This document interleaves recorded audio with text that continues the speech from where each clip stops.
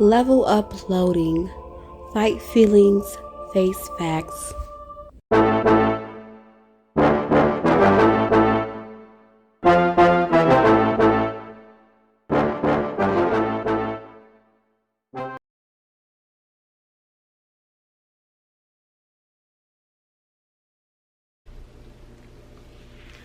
Hi everybody, welcome back to Level Up Loading. Fight feelings, face facts with yours truly, Shay Shay. It is Monday, y'all, and I am tired, but I wanted to get this video out to you because honestly, this episode is something that I am just currently going through and actually learning. So I wanted to make sure that I got this message out to you. Pardon that, my neighbors are a little loud, so I don't know if you can hear that, but anyway, yeah, so today's episode is going to be about love bombing. And I know that it's such a popular subject on, especially in the YouTube world. Everyone is so obsessed with narcissism and narcissistic personality disorder and things of that nature, and love bombing is one of those things that comes with that territory. It's one of the symptoms or telltale signs, whatever you want to call it, that scientists have defined in order to have defined that this can be a sign of being a narcissist or having the personality disorder, which are two different things but very similar. Neither here nor there. This is really not about narcissism, at least not this episode, so we're not going to dive too deeply into that. But what I wanted to talk to you about, like I said, was love bombing. And I want to actually, okay, so let me read the definition for you, just so you can have a general idea, just in the case that you don't know what it is. You'll be able to kind of get an idea. So the first definition that I see here says love bombing is an attempt to influence a person by demonstrations of attention and affection. It can be used in different ways and for either positive or negative purposes. Psychologists have identified love bombing as a possible part of a cycle of abuse and have warned against it. So there's warnings about this, you know what I mean? There's warnings about love bombing. So that speaks volumes of how damaging it can be. People don't even understand that they're being love bombed until usually after the fact, or after they have gotten away from their abuser or the manipulator. What made me want to discuss this today is I had recently made a post, and I'm not sure if you're following me on my Twitter, but I post on there periodically, actually pretty frequently, at Chicago Great. So if you want to follow me, go ahead. But neither here nor there, I actually made a post about it, and this is what my post said. And guys, please, this is just me off the top of the dome. This is not, I'm not trying to be super grammatically correct or anything like this. It's just me getting my thoughts out sometimes. And although I am very educated, I also, you know, I indulge in slang. You know, I'm a very multifaceted, well-rounded woman. So sometimes you might catch me in my mode of, you know, my studious mode, and then sometimes you might catch me when I'm a little bit more, you know, relaxed with my vernacular, and that is okay. Is it not? Okay. So what I said was, ladies, I directed this to ladies, but honestly this could, let me just read it. No disclaimers, I'm gonna just read it. If I could talk. Ladies, love bombing can happen in platonic relationships too. Them people that say you're their sister or bestie and you just met them last week, they are trying to speed up the process of friendship and heighten your sense of loyalty and obligation to them. You might let an acquaintance call You might let an acquaintance's call go to a voicemail, but you're more likely to pick up for your sisters. An associate probably can't ask you for money, but you would loyally look out for your bestie. Fellas, y'all can apply this as well in the more masculine realm. So it can apply to you guys in the male versions. Stay woke out here. Manipulation is at an all-time high. It makes it hard for genuine people to discern who is authentic and who isn't. But if you get aligned and in tune with your intuition, it becomes easier. Not necessarily more clear, but definitely easier. Thank you, thank you. That's a quote directly from Shay Shay. Shea Butter, Chicago Great, whatever you want to call me. But yeah, so I really wanted to talk some more about the platonic side of it, because I think we always talk about the love bombing when it comes to romance. Like, you meet this guy or this girl and she instantly, everything about you is fantastic. She's like, we can just skip the small talk. He's like, baby, you everything I ever wanted. I can see myself having kids with you. I fall in love with you. They calling you babe in the first week. You know, want you to meet their family in the first week. Saying little crazy things like, I want to get you pregnant, and oh, I can't wait to see my wife. Like, sir, it's been a week. You don't even know me. You don't even know. I could be a complete utter psycho. You could be a complete utter psycho. Let's ease into this. So we talk about that a lot in society, at least in my opinion. We rarely, if ever, talk about how that can be applied in a platonic sense, and I think it's overlooked. I don't know about y'all, but if you've ever had a person who you recently connected with, whether that be like somebody who you're cool with from back in the day, or you guys just vibe, you know, how you have those social media friends and it's like, girl, your picture's lit, oh, your picture's lit, we need to link up one day, and then y'all finally link up. Okay, cool.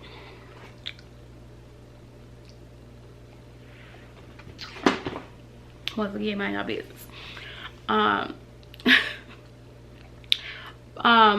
So you guys link up, and after that first link up, it's like, oh, yes, my sister, yes, my bestie.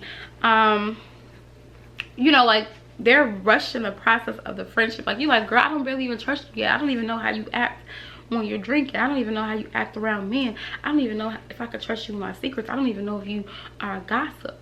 I don't know anything about you. So it's like, yeah, we cool, and I'm open to getting to know you on a level where we can, you know, develop our friendship and maybe grow into, you know, a sisterhood or a bestie situation. I am anti-bestie at this point, and I have my own reasons for that, but I will probably dive into that another time. If either you my friend or you my family. Ain't no besties. So either you my sis and we rocking, or you just my friend, and that's cool. But we don't need to differentiate friends, because we have different friends for different things in our lives. That's just my opinion. Take that how you want to, do with it what you will.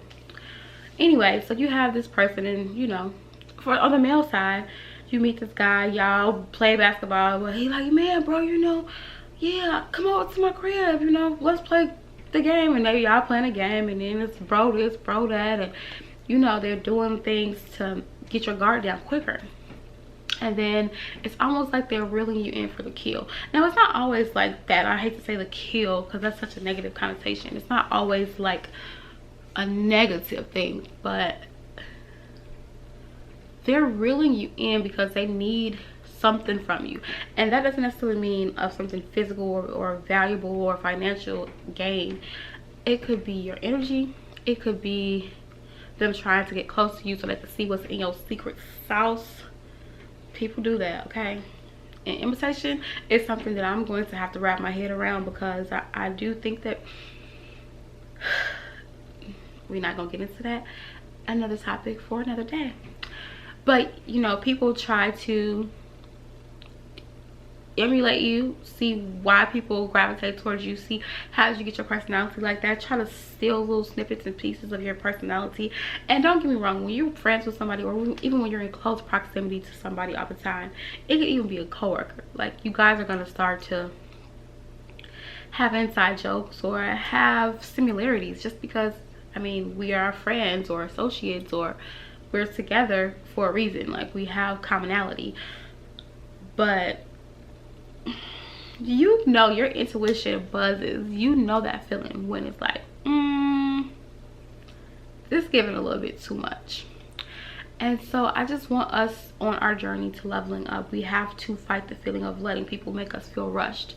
And that applies to the platonic and romantic relationships in our lives. And not allowing people to put us on their timeline, not allowing people to force us into trusting them quicker than what we're even comfortable with, not being, we don't want to be suspicious of people, and we don't want to cut off potential connections and networking opportunities and things like that. We don't want to be suspicious or paranoid. That's not what I'm saying here. But what I am saying is trust your timing, and don't allow someone to speed you up. Don't allow someone to just throw you in the deep end of a partnership without seeing how they act in the shallow. Like, you know, we have those friends that are really good for going out, hanging out. You can maybe talk a little bit about some issues if you feel comfortable sharing, but they are not people who you would trust with your life secrets. Secrets, something that I also struggle with, because to me, if it was a secret, then if I can't keep my own secret, then why would I expect someone else to? I have my own struggles with that. I don't believe that you should be telling anybody your secrets, because your secrets are a secret for a reason. And how dare you expect someone to keep a secret and you couldn't even keep it, and it's your own secret? Think about it. I'm awake. Don't make sense to it. So you expect Sally Mae over here, of all people, you expect Sally Mae over here to not tell nobody your secret, but you couldn't even keep it to yourself. And it's sad to say that you can't always confide in people, or that you have to confide strategically to people, but you just gotta, you can't hold someone else to a standard that you higher than what you're holding yourself. It's just not fair, and it's just not realistic, and it's more than likely going to lead to disappointment. But anyway, you know, just fight the feeling of being rushed. Face the fact that there are going to be people who have spent their whole entire life learning techniques on how to get what they want. And that is not necessarily a bad thing, but it can be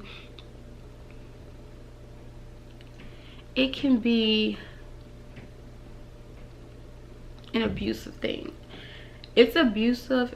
It's some things, you know, some people can go over the line of persuasion, and they can cross over to coercion, and then it crosses over to manipulation.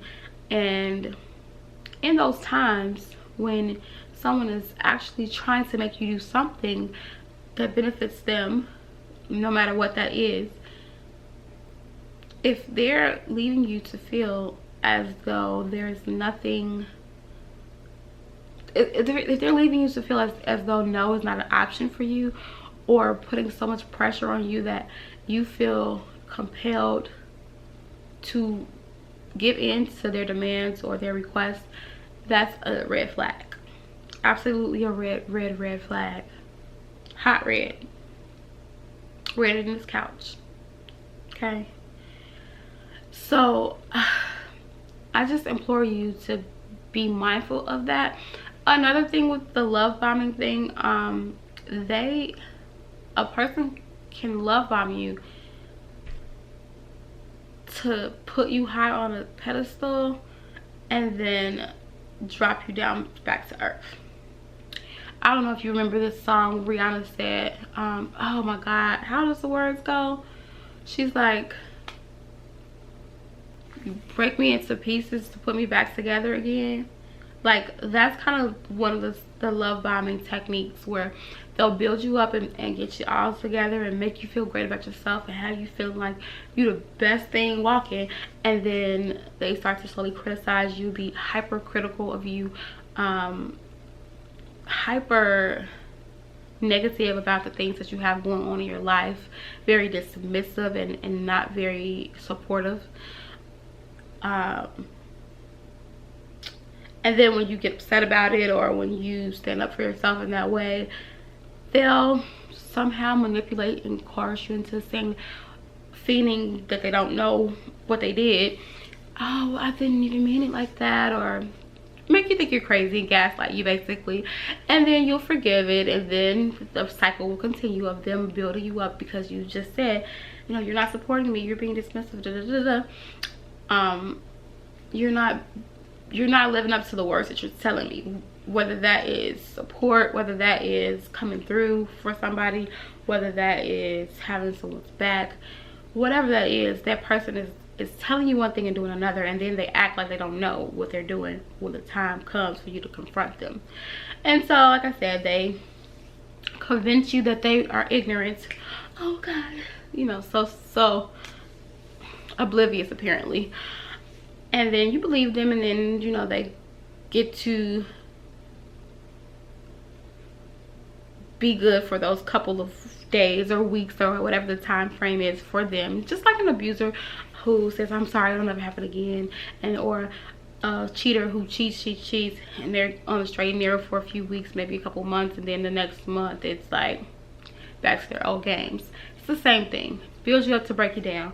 You don't need that in your life. You don't want that in your life. You don't want people, you want people who want to be around you for you and not to take from you. You want people that are not trying to make you someone that you're not, that are not trying to only come around to reap benefits from you.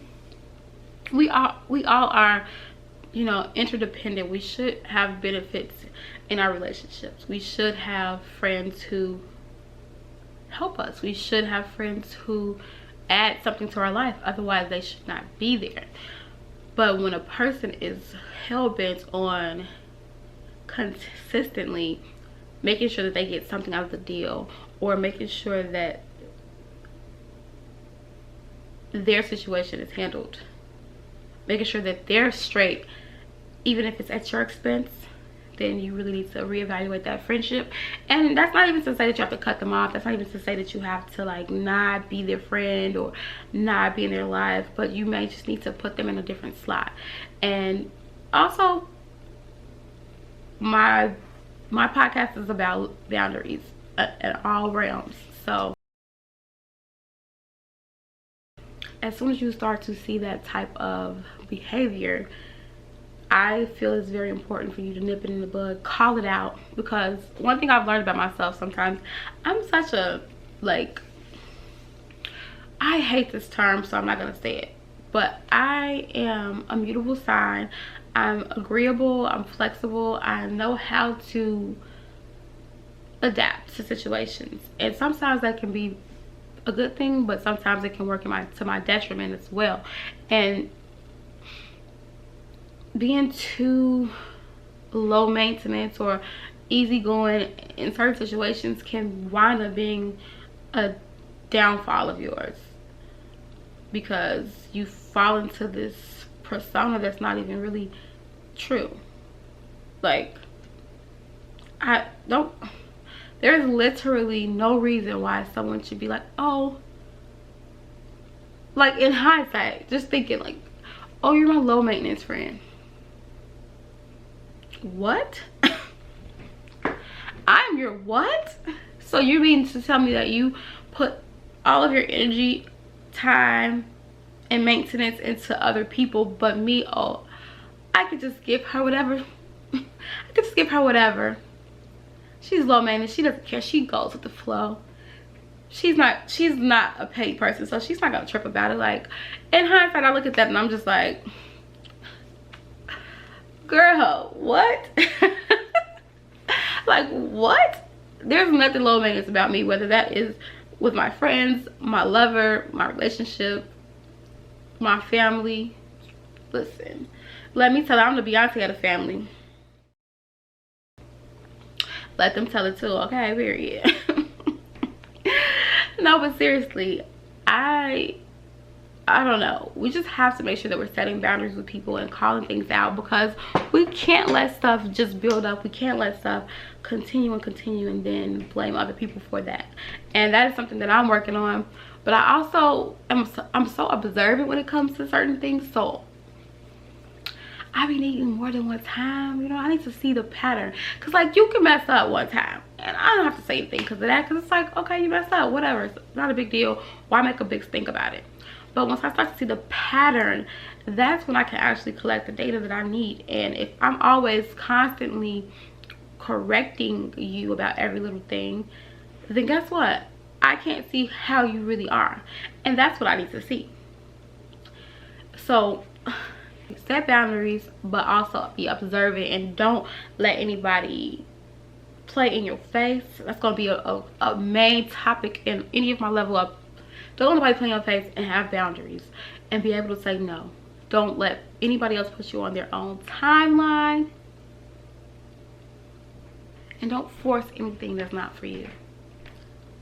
So yes, that can be your homeboy, that can be your homegirl, that can be your friend, your associate, whatever. But don't let somebody who just met 2 days ago talk you into being more loyal to them with these titles and these accolades and this affection that they have for you, because you're so amazing, which you probably are. I know that I am. But neither here nor there. They haven't even had the time to find that out.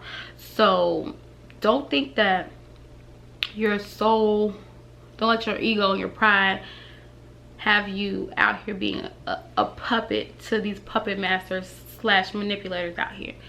And I don't think manipulation is always a bad thing. I think, well, manipulation is a bad thing. I feel like it is. The steps to manipulation and learning how to get what you want out of life, it's a thin line between that. Being a persuasive person, that's a salesman. That's a person who can maybe get you thinking about other things. But there are people who take the salesman role a little bit too pushy. Like if you go to Walmart and the little Comcast people are there, Xfinity or whatever they're calling it this week, and you know, you say, oh no, no thank you. I expect the salesman to try at least one time, like, oh, but we got this and this. Now when I say no thank you again, now you're going and stepping into a little bit higher level. This is not being persuasive. This is not being a salesman. This is being pushy. This is being, you're trying to force me to do something that I just told you that I'm not interested in doing. And that's not gonna fly, beloved. It's not gonna fly with me. Okay, so this is petty and totally not off the subject, but just a side story. Anytime that I go into like a Walmart and they have those salesmen there, they always ask like, are you the homeowner or are you the bill payer in your house? And I always just tell them no, that I just got here from off the bus. And they always just look like I just got off the Greyhound. I just ran away from home. And they're just like, and I just keep on going with my day. I don't condone lying, y'all, okay? But you gotta get these people out your face. Shock value sometimes is the best way to do it. And if you have to do that with your friends who are trying to love bomb you, or lovers who are trying to love bomb you, do what you gotta do. It sucks though, because like, how do you know who's trying to just genuinely compliment you and who's really just trying to put you on the roller coaster ride? Okay, no emotional roller coasters. We are above and beyond that. It will happen on your level up journey, but if you have the tools and to recognize things, guess what? You'll be able to make better and informed decisions. So with that being said, I'm going to go ahead and get out of here. You guys have a lovely evening. I'll talk to you later. Bye.